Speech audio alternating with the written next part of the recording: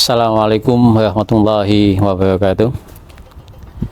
Alhamdulillah alladzi ja'ala syamsa diya'an wal qamara nuran wa qaddarahu manazila lita'lamu adada sinina wal hisab ma khalaqallahu dzalika illa bil haqq nufassirul ayati liqaumin ya'lamun.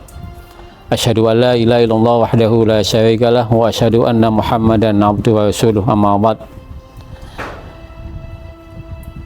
Pemirsa yang kami hormati, kami banggakan dan mudah-mudahan dirahmati Allah SWT. Kesempatan yang singkat ini penting untuk kita sampaikan bahwa di antara makna penting kita melakukan ibadah Ramadan itu adalah memunculkan dalam diri kita kemampuan hati untuk mengelola perbedaan atau khilaf dalam terminologi agama itu adalah sesuatu yang biasa terjadi mulai zaman Nabi, zaman sahabat sampai para ulama-ulama salafus saleh. Karena memang perbedaan itu adalah sebuah sunatullah, dan di antara perbedaan itu lagi-lagi muncul ketika kita akan memasuki bulan Ramadan, terlebih di ujung bulan Sya'ban, bulan ke-8 di hitungan kalender Hijriah itu. Ketika mau masuk bulan Ramadan, kita umat Islam biasanya disuguhi oleh satu perbedaan dalam penentuan awal bulan Ramadan.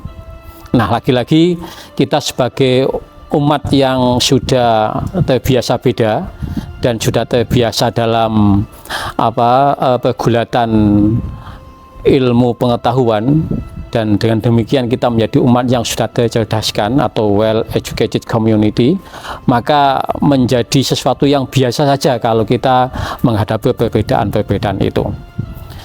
Karena apa, pemirsa yang dirahmati Allah, di antara cara pandang kita untuk mengelola khilaf atau perbedaan di awal penentuan bulan Ramadan, atau nanti mungkin bisa jadi di akhir bulan Ramadan ketika mau menentukan satu Syawal, itu kita harus masing-masing yang sudah punya ilmunya itu paham betul dasar-dasar keilmuan dan dalil-dalil yang menyertainya, sehingga kita akan rileks saja ketika melihat perbedaan-perbedaan itu terjadi.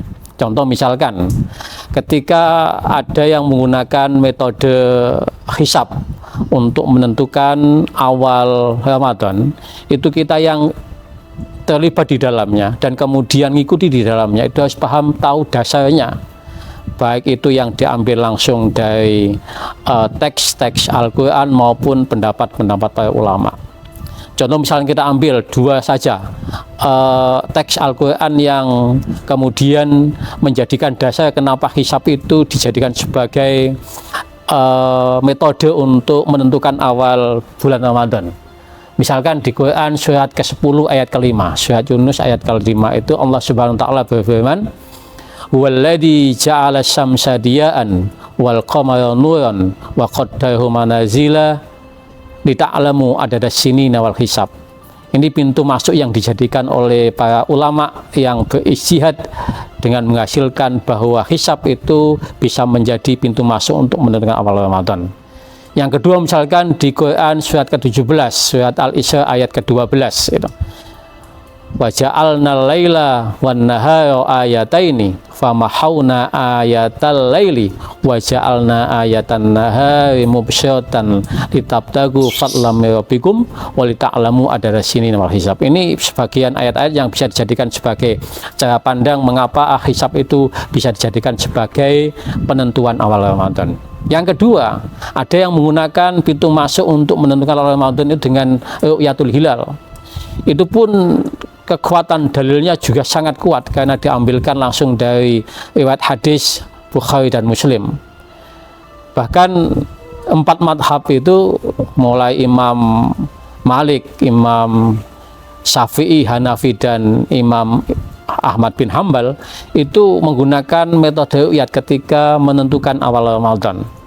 Jelas hadisnya sahih, sumu li ru'yati wa afdiru li ru'yati.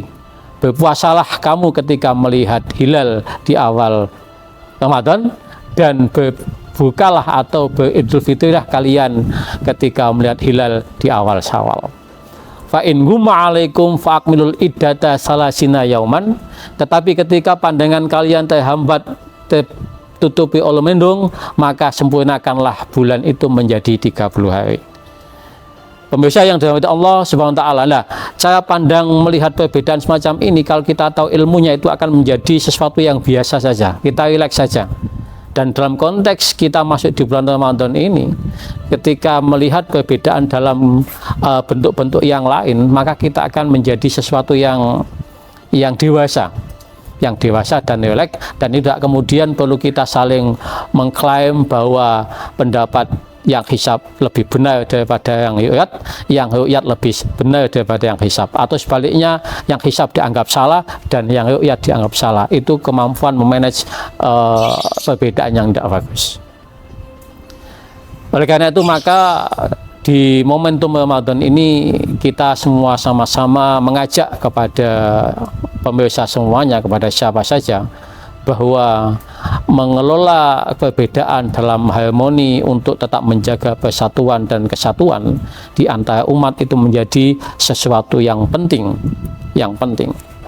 Banyak sekian contoh perbedaan itu sudah pernah menjadi pelajaran penting bagi kita, dan alhamdulillah umat Islam kita di Indonesia ketika mengawali awal Ramadan yang tidak sama itu juga kita lalui dengan baik-baik saja dan aman-aman saja. Mudah-mudahan suasana kemampuan kita mengelola perbedaan ini yang diawali dengan kita saling menghargai di awal Ramadan, itu akan bisa kita jadikan sebagai modal penting untuk kita menghadapi perbedaan-perbedaan selebihnya atau selanjutnya, baik nanti di akhir Ramadan maupun saat nanti kita akan menghadapi 1 Dzulhijjah saat penentuan Idul Adha di tahun ini.